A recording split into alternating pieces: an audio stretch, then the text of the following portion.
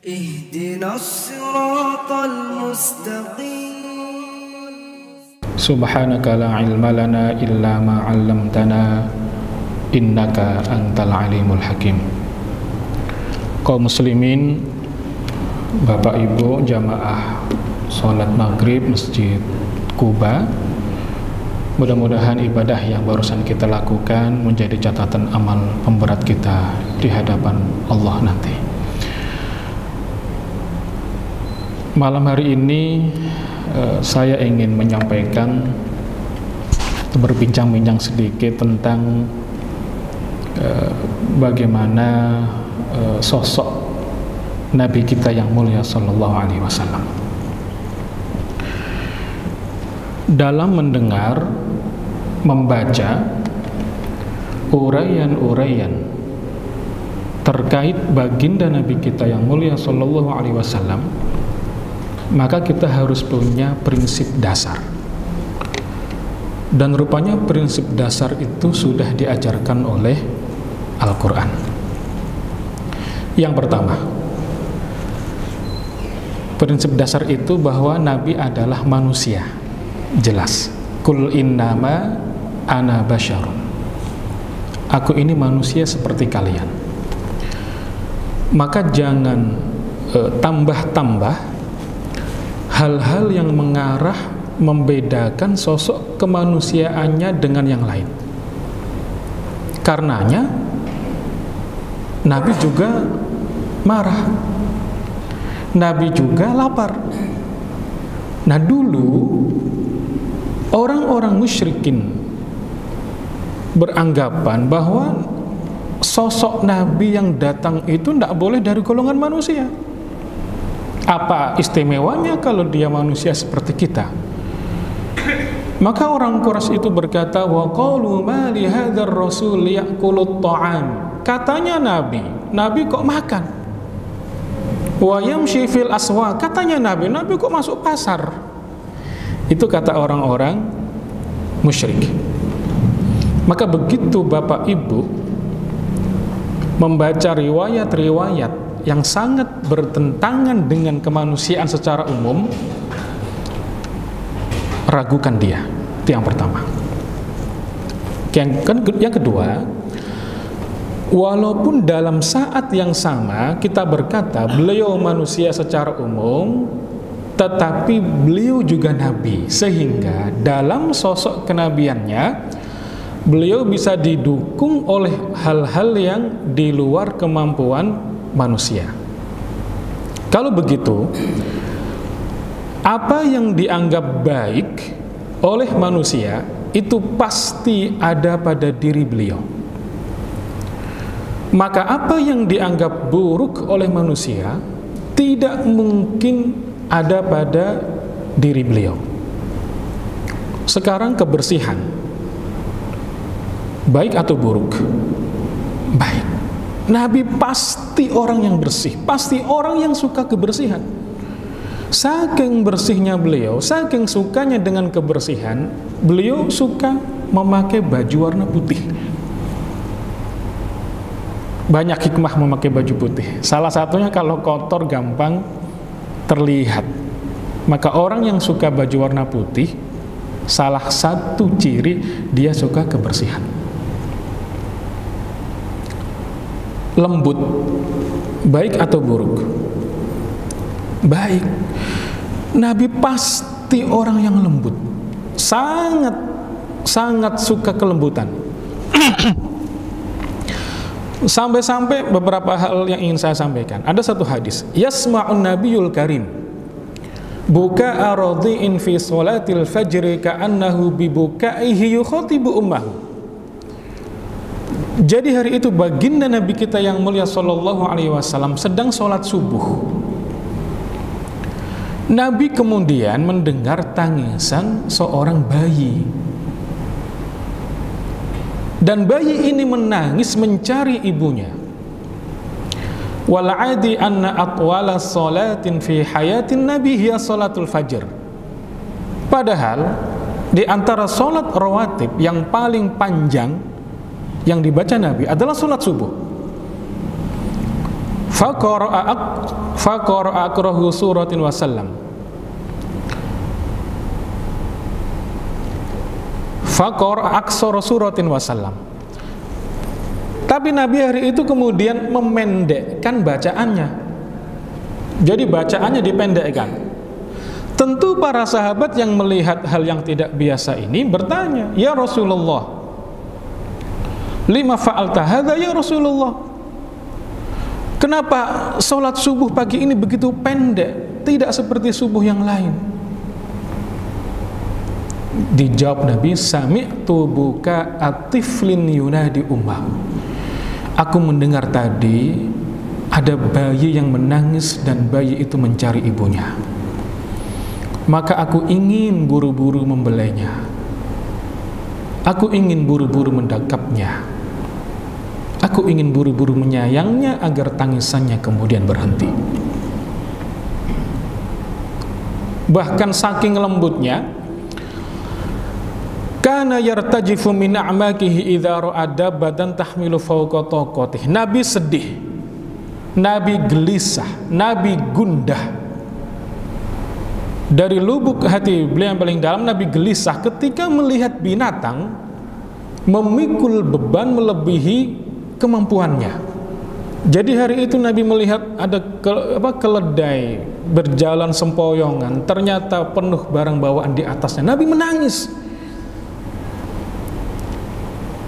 Lalu diingatkan kepada pemilik keledai itu, "Janganlah kamu membebani keledai kamu seperti ini, kasihan." Gitu.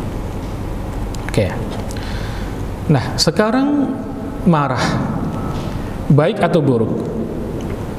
Buruk kan ya? Kalau begitu Nabi marah apa enggak? Jangan ragu-ragu. Ya Nabi marah. Kalau enggak marah, dia bukan manusia. Tadi itu prinsipnya. Tetapi marahnya Nabi pasti selalu dalam konteks memberikan pendidikan. Salah satu hadis, ra'a ahada ashabihi yadhbahu syatan amama ukhtiha. Jadi hari itu Nabi melihat salah satu sahabatnya yang menyembelih kambing di depan kambing yang lain yang juga akan disembelih. Apa reaksi Nabi? Faghadab. Nabi marah besar. Nabi berkata kepada sahabat tersebut, qala halla hajastaha an ukhtiha. Kenapa engkau tidak menghalanginya dari pandangan kambing yang lain yang juga akan engkau sembelih? Aturidu an tumitaha marratain. Apakah kamu mau membunuh kambing itu 2 kali? Wahai sahabat, jangan perlihatkan kamu menyembelih kambing di depan kambing yang lain. Maka sunnah ya, sampai hari ini. Oke. Nah, untuk melihat kesempurnaan Nabi sebagai manusia dan Rasul, kita perlu tahu latar belakang sejarah bagaimana Nabi kita dilahirkan. Ada ayat bunyinya begini, Allahu a'lamu haitsu yaj'alu risalatah. Allah lebih tahu di mana dan siapa nabi yang beliau utus. Kita kan sering bertanya itu, kalau dalam diskusi kampus itu sudah biasa. Kenapa sih Nabi lahir di Mekah? Kenapa sih hijrahnya di Madinah? Kenapa sih dari suku Bani Hashim? Bla bla bla bla bla gitu. Sebenarnya itu ada jawabannya semuanya. Kenapa Nabi Muhammad diutus di Mekah? Apa yang biasa kita dengar tentang Mekah? Masyarakatnya bejat, oke. Karena yang paling bejat di antara suku Arab saat itu, ya orang-orang Mekah. Ya, kalau sampai di sini ada benarnya. Tapi kalau kita mau menghadapi musuh, pertanyaan saya, mestinya musuh yang dihadapi itu yang ringan dulu, yang lemah dulu. terlalu beresiko kalau musuh yang dihadapi itu musuh yang sudah kuat.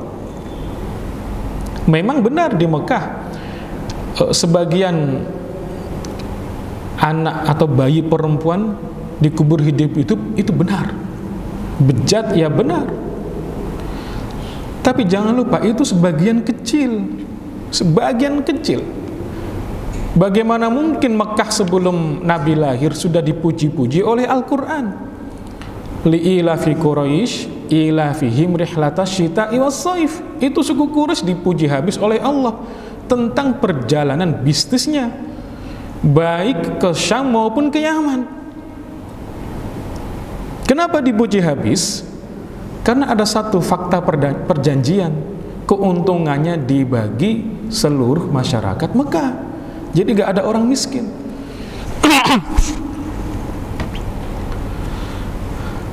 Jadi Allah yang paling tahu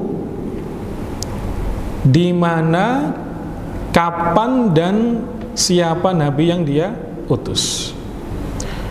Maka kata para ulama ada satu kaidah, idza arada syai'an hayya'a asbabahu. Jadi kan Allah ingin nih ajaran agama ini tersebar ke seluruh pelosok belahan bumi. Itu kan garis besarnya. Jadi Allah ingin ajaran Islam menyebar ke seluruh pelosok bumi. Hayya'a asbabahu, maka Allah siapkan sebab-sebabnya. Nah, pertanyaannya,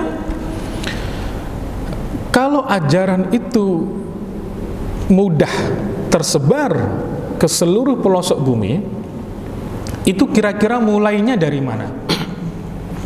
Dari ujung timur, dari ujung barat, atau di tengah-tengah? Kira-kira nih menurut bapak-bapak, di tengah-tengah. Apalagi pada masa komunikasi masih sulit. Jadi salah kalau Nabi turun di Australia, salah kalau turun di Indonesia, tambah salah kalau dilahirkan di Amerika. Tugasnya terlalu berat,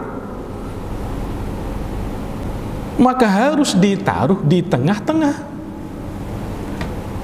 Dan tengah-tengah bumi itu adalah Timur Tengah yang menghubungkan ke Eropa. Ya kan, kalau kita Syria itu kan nyebrang sedikit sudah ke Spanyol, nyebrang sana sedikit sudah ke Maroko. Nah, sekarang tanda tanya lagi.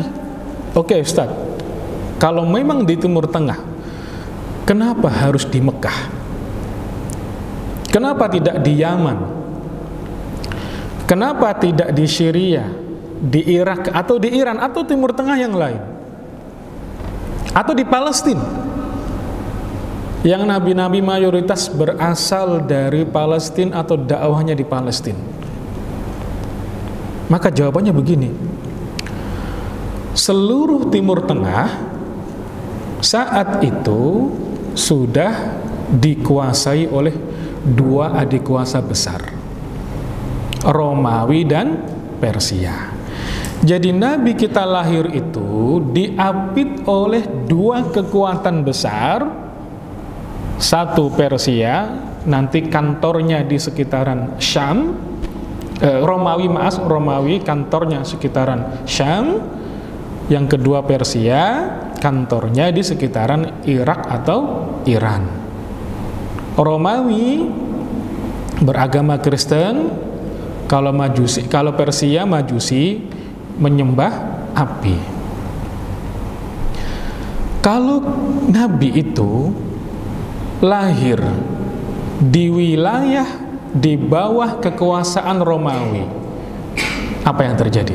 Misalnya Nabi lahir di Palestina saat itu, lahir di Yaman saat itu, maka belum tumbuh ajaran itu sudah dibantai. Terlalu berat perjuangannya. Apalagi kalau Nabi kita lahirnya di Iran Majusi, lebih sadis lagi. Nabi lahir di Iran atau di Irak, ajaran belum sempat tumbuh, sudah dibabat habis. Jadi harus ditaruh di tempat yang tanpa ada adik kuasa atau kekuasaan di situ. Salah satunya adalah Hijaz dan Mekah. Mungkin Bapak Ibu ingat kisah Abraha. Ya, sebelum kelahiran Nabi mau menghancurkan Ka'bah, itu sebenarnya motifnya kan motif politik. Ingin menguasai jalur itu, apalagi Mekah itu jalur dagang. Karena hayya asbabahu, Allah sudah siapkan sebab-sebabnya. Jangan sampai Nabi ini lahir di situ sudah ada kekuasaan besar. Maka Abraha kemudian dihancurkan. Oke. Ustadz, tadi katanya di Hijaz juga tidak tidak di bawah wilayah kekuasaan mana-mana. Kenapa kok bukan di Madinah saja? Kenapa kok Mekah yang dipilih? Bapak Ibu, Madinah itu sudah maju. Basa-basinya banyak. Kalau orang Mekah sampai sekarang itu tegas-tegas, ya enggak? Orang-orang munafik itu adanya di Madinah, enggak ada orang munafik di Mekah. Bapak Ibu kalau ingat kisahnya Ammar bin Yasir, pernah tahu kisahnya? Atau kisahnya Bilal bin Rabbah yang disiksa habis, sebenarnya bisa selamat. Ammar bin Yasir bisa tidak terbunuh kalau mau berpura-pura mengikuti ajaran nenek moyang mereka. Kan begitu Islam disiksa kan? Sebenarnya oke, saya akan tinggalkan Islam, saya kembali ke nenek moyang, selesai. Tapi enggak, orang Mekah enggak tegas. Nah, orang Madinah basa-basinya banyak, sudah banyak orang-orang munafik. Jadi terlalu berat kalau Nabi itu dilahirkan di Madinah. Kenapa? Karena akan menghadapi orang munafik ketika iman para sahabatnya belum kokoh, belum kuat. Sehingga ajaran ini kan harus diterima secara tegas, secara tulus, secara ikhlas oleh yang menerima, supaya dia tahu siapa kawan, siapa lawan. Karena di awal ajaran itu tersebar harus jelas. Oh, ini musuh, ini teman. Tengah-tengah bahaya. Oh, begitu.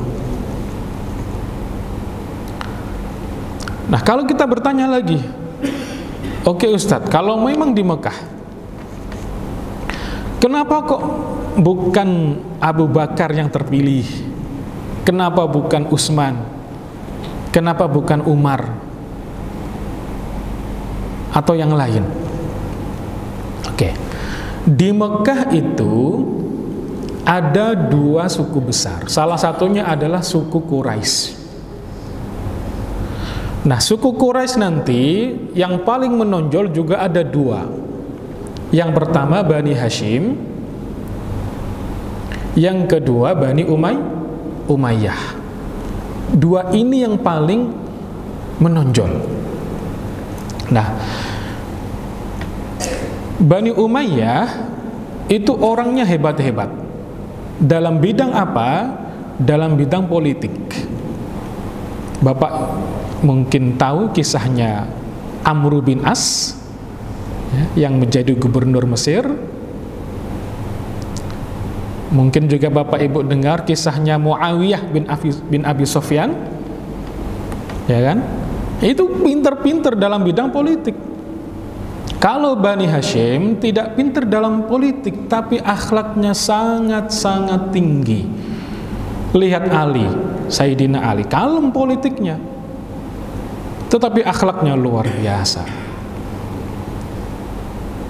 Bahkan ada buku Abqariyat Muhammad, Dalam buku itu dijelaskan keturunan Bani Hashim itu gagah-gagah, tinggi, dan akhlaknya sangat-sangat tinggi.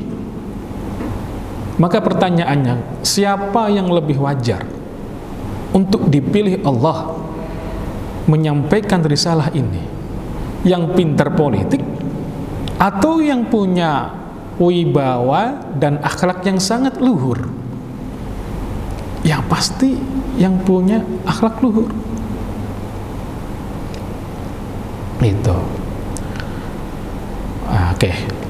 Kemudian suka jadi pertanyaan, Ustadz, kenapa kok pilihan hijrahnya itu ke Madinah, tidak ke tempat yang lain? Itu ada sebabnya dipilih Allah. Yang pertama, Nabi itu punya keluarga di Madinah.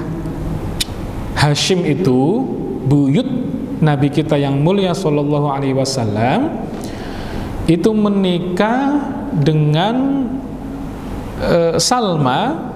Salma ini dari Bani Najjar, Madinah. Makam ayah Nabi Abdullah itu kan di pelataran Masjid Nabawi kalau sekarang ya. Di Madinah, tepatnya di pelataran Masjid Nabawi, itu makam ayah Nabi. Dan kita ingat Siti Aminah, ibu Nabi kita, mengajak baginda Nabi kecil untuk tengok makam sang ayah. Itu kan berarti menuju ke Madinah. Kira-kira apakah hanya sekedar lihat makam mendoakan selesai? Enggak mungkin. 500 kilo dari Mekah ke Madinah, ya pasti akan mampir ke tempat buyutnya, ke tempat keluarga besarnya. Itu yang pertama. Yang kedua, orang Madinah itu ahli perang. Kalau orang Mekah tidak pandai berperang. Orang Mekah itu pandai berdagang. Di Madinah itu ada suku Aus dan Khazraj, itu sudah lama berperang. Dan juga ada orang Yahudi. Sesekali berperang melawan Yahudi, Yahudi yang menang, sesekali Yahudi kalah. Nah, orang Yahudi begitu selesai berperang dengan suku Aus dan Khazraj, selalu menyampaikan, oke lah, hari ini kita berperang dan kita kalah. Tetapi ingat, begitu Nabi kita sudah muncul, begitu Nabi kita sudah lahir, kita berperang, kita pasti akan menang. Kenapa? Karena Nabi ada di pihak kita. Itu diulang-ulang terus oleh orang Yahudi. Jadi sudah iklan duluan, akan ada Nabi yang datang ke Madinah, dan Nabi itu dari orang Yahudi, itu anggapan mereka. Maka suku Aus dan Khazraj berkata, oke, kalau begitu nanti ada orang yang datang ke Madinah, dia mengaku Nabi, kita langsung percaya duluan. Kita dahului orang Yahudi itu, meskipun karena gengsi awalnya. Dan benar, begitu Nabi masuk ke Madinah, suku Aus dan Khazraj kemudian ikut kepada Nabi. Nah, ajaran Islam di awal-awal disampaikan, didakwahkan itu juga membutuhkan orang-orang yang pandai berperang. Dalam perang Badar, Nabi bisa menang besar itu karena didukung oleh suku Aus dan Khazraj, salah satu di antaranya, yang punya banyak strategi, sudah punya pengalaman perang yang lama. Dan yang ketiga, kenapa hijrahnya Nabi itu ke Madinah? Di Madinah itu lokasinya sangat strategis. Orang hanya bisa masuk lewat utara. Dari barat, timur, selatan nggak bisa masuk. Kenapa itu? Karena gunung-gunung, bukit-bukit. Maka kalau kita lihat perang Khandaq, itu yang digali oleh para sahabat hanya area utara. Ini biasanya kalau saya ngaji begini selalu siapkan slide ya. Jadi kalau memang ada kapan-kapan jadi tergambar semuanya. Jadi barat, timur, selatan itu semuanya nggak bisa dimasukin. Yang hanya bisa dimasukin adalah pintu utara. Jadi inilah yang kemudian menjadikan kota-kota itu dipilih oleh Allah, tempat kelahiran Nabi, tempat hijrahnya Nabi. Sehingga ada ayat bunyinya begini: lam yakunil ladzina kafaru min ahlil kitabi wal musyrikina munfakina hatta ta'tiyahumul bayyinah. Orang-orang kafir yang terdiri dari ahli kitab, al-musyrikin, yang menganut agama-agama yang lain, tidak akan meninggalkan mereka. Mereka tidak akan meninggalkan kepercayaan mereka sampai datang kepada mereka bukti yang nyata. Apa itu bukti yang nyata? Rasulun minallahi yatlu suhufan mutahharah. Seorang rasul. Siapa rasul ini? Nabi Muhammad SAW. Itu berarti Rasulullah, sosoknya, pribadinya, akhlaknya adalah bukti yang nyata. Mari kita lihat bagaimana sosok Nabi menjadi bukti yang nyata. Kalau ada orang miskin hidup di dalam masyarakat yang terbelakang, ya kan?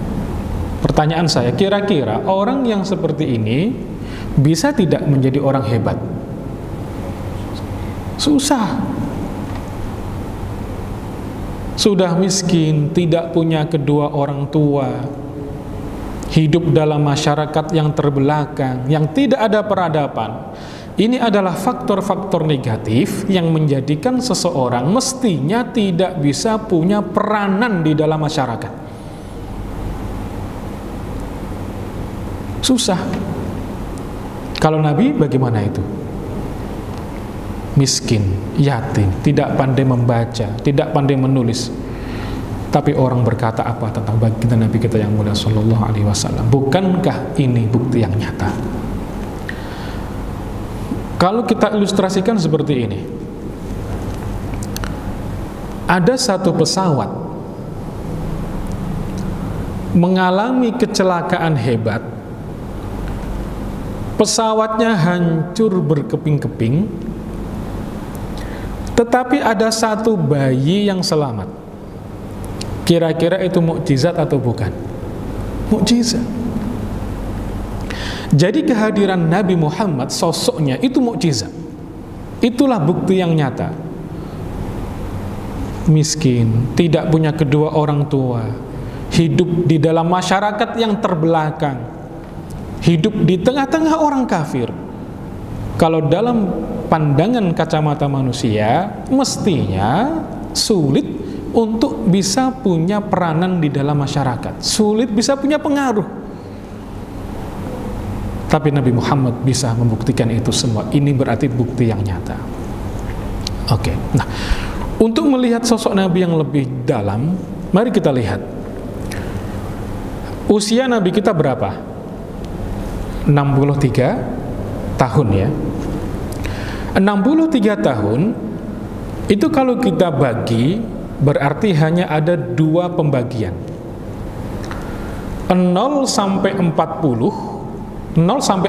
tahun itu usia persiapan.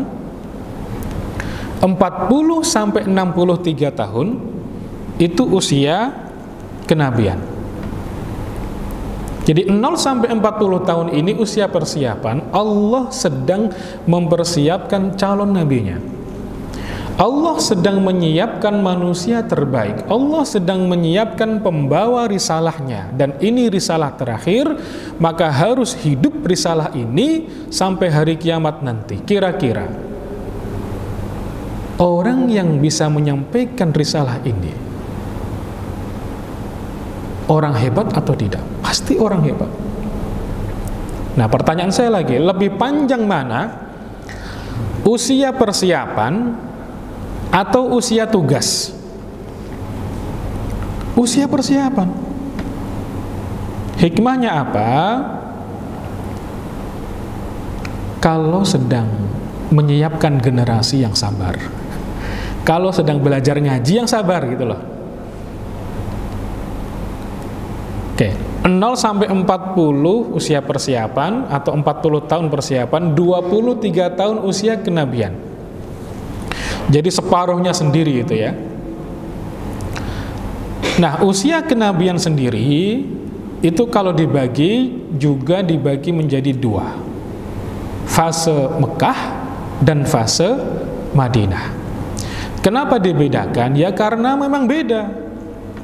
Kalau kita buka Al-Quran, kita akan temukan surat Makkiyah dan surat Madaniyah. Dan para ulama sudah mengatakan sangat berbeda karakternya surat Makkiyah dan surat Madaniyah. Jadi sekali lagi 40 tahun usia persiapan, 23 tahun usia kenabian. Usia kenabian dibagi 2, 13 tahun di Mekah dan 10 tahun di Madinah. Itu berarti dakwah Nabi lebih panjang di Mekah ya, 13 tahun. Tetapi kalau Bapak Ibu membaca buku-buku sirah nabawiyah, siapapun penulisnya, pengarangnya, penerbitnya, selalu lebih tebal fase Madinah. Itu pasti. Kan mestinya 13 tahun di Mekah lebih panjang dong kisahnya. Ternyata tidak. Nah, itu kira-kira kenapa itu? Itu karena Nabi kita sedang menyiapkan generasi. Nabi sedang menyiapkan pondasi. Maka begitu Sayyidina Umar masuk Islam, beliau kan syiar gitu ya, rumah-rumah diketuk, "Assalamualaikum wahai orang Quraisy. Saya Umar, saya sudah masuk Islam dan saya orang yang ke-40," katanya. Umar berkata beliau orang ke-40 masuk Islamnya. Tapi ulama sejarah mengatakan Umar salah.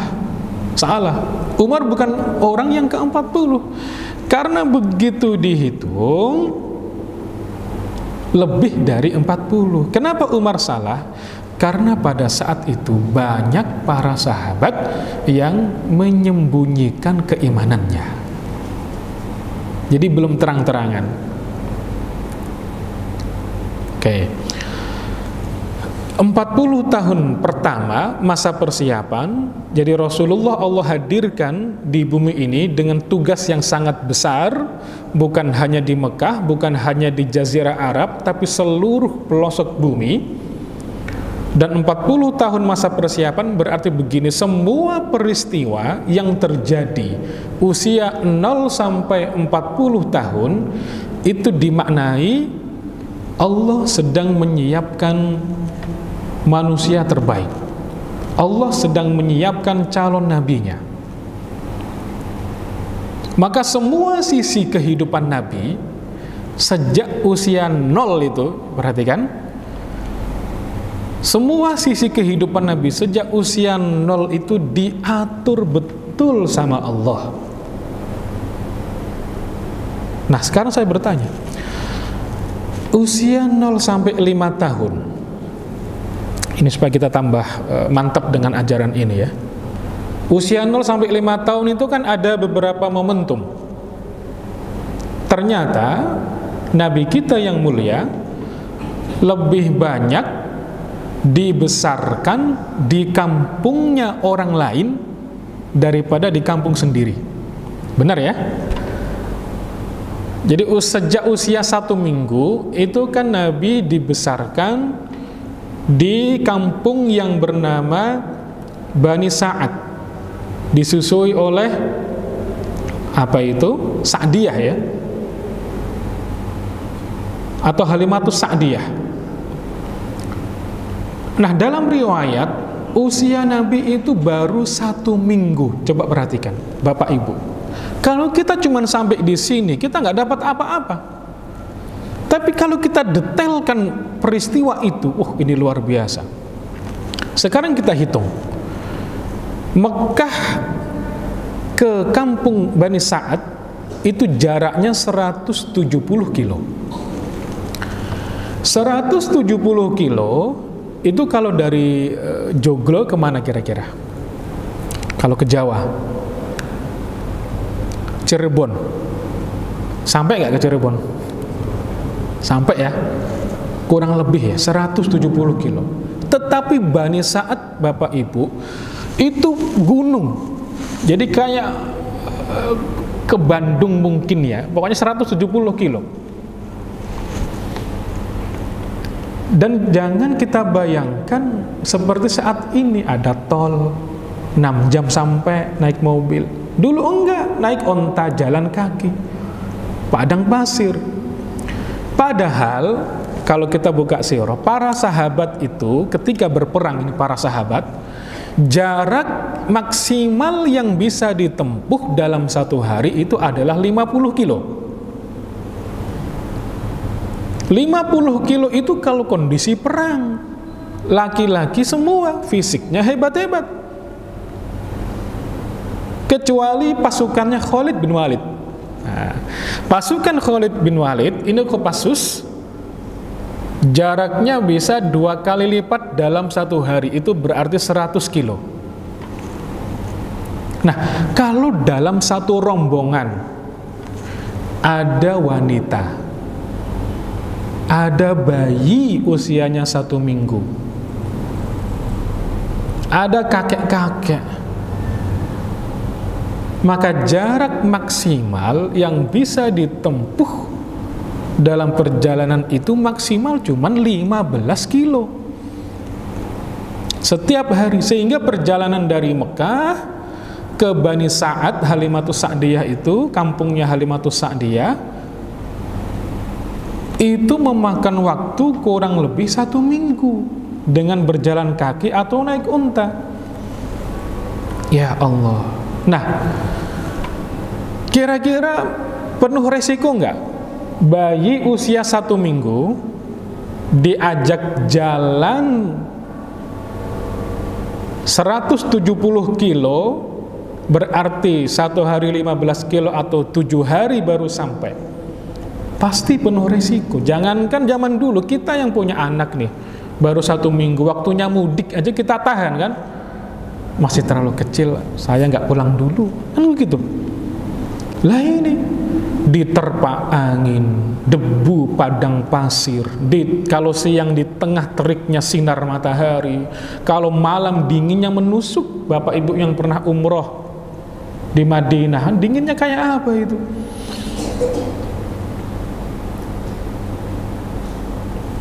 Kenapa kok nggak dirawat di rumah saja? Kenapa nggak dibesarkan di Mekah saja? Ya kan? Padahal ibunya masih hidup. Benar tidak? Pak D-nya semua masih hidup. Paman Nabi semua masih ada. Bude, bibi, keluarga besarnya ada di Mekah. Lah kok ngapain repot-repot? Seorang bayi diajak jalan kaki, naik onta 1 minggu menuju ke Bani Sa'ad. Nah, ini kan rahasia Allah. Ini kan Allah yang ngatur. Ya, ada pelajaran. Usia 5 tahun ke bawah itu kan usia emas. Salah membuat pondasi akan menjadi masalah di kemudian hari. Sehingga para ulama mengatakan usia 0 sampai 5 tahun ini adalah usia di mana Allah sedang mengkarantina calon nabinya. Nah, kita harus melihat bagaimana Bani Sa'ad itu. Ternyata Bani Sa'ad adalah perbukitan, gunung-gunung. Pertanyaan saya, kira-kira udara di pegunungan dengan di perkotaan, Mekah itu kota ya, Kalau Bani Sa'ad sampai sekarang itu masih kampung, masih pegunungan, tidak banyak rumah. Kira-kira udaranya lebih sejuk di mana? Di pegunungan kan? Ya kan Pak Naslam, kalau lagi ini kan ngademnya kan ke wilayah yang dingin kan, mesti kan lebih sejuk. Pasti buat anak kecil lebih sehat. Kemudian kan naik turun. Kira-kira fisik anak-anaknya lebih kuat atau lebih lemah? Lebih kuat. Permainannya juga pasti karena lereng-lereng itu yang menjadikan lari, kejar-kejaran. Kalau di Mekah itu sudah kota, sudah bejat, sudah rusak. Nah, Allah tidak ingin melihat nabinya kecil melihat pemandangan rusaknya masyarakat Mekah. Saking rusaknya digambarkan di dalam sejarah itu, para wanita itu tidak malu-malu ketika ingin melacur. Di depan pintu ditulis, buka jam 10 malam, buka jam 8 malam. Itu real. Allah gak ingin nabinya kecil melihat hal-hal seperti itu. Dijauhkan betul. Dan sekalian ditempa fisiknya. Ya kan? Jadi kesehatannya luar biasa, luar biasa. Nah, hari ini negara kaya itu salah satunya adalah Qatar ya. Qatar itu mengeluarkan dana yang tidak sedikit untuk memerangi obesitas pada anak-anak. Bapak Ibu kalau lihat anak-anak kecil Qatar itu gendut-gendut itu. Gimana gak gendut? Baru lahir itu sudah dapat tunjangan puluhan juta gitu. Nah, negaranya sedang memerangi obesitas pada anak-anak. Dan kegendutan itu faktornya salah satunya adalah jarang bergerak gitu. Nah, Allah gak ingin nabi kecil seperti itu, gendut gitu, gak mau. Sehingga Nabi menjadi orang yang paling sehat di antara para sahabatnya dan hampir tidak pernah sakit kecuali saat hendak meninggal. Itu pun karena diracun. Ya kan? Sampai ada satu riwayat itu dari Sayyidina Ali, Nabi itu berperawakan tegap. Jadi tegap itu ya, mungkin TNI gitu. Kalau saya kan udah begini gitu kan.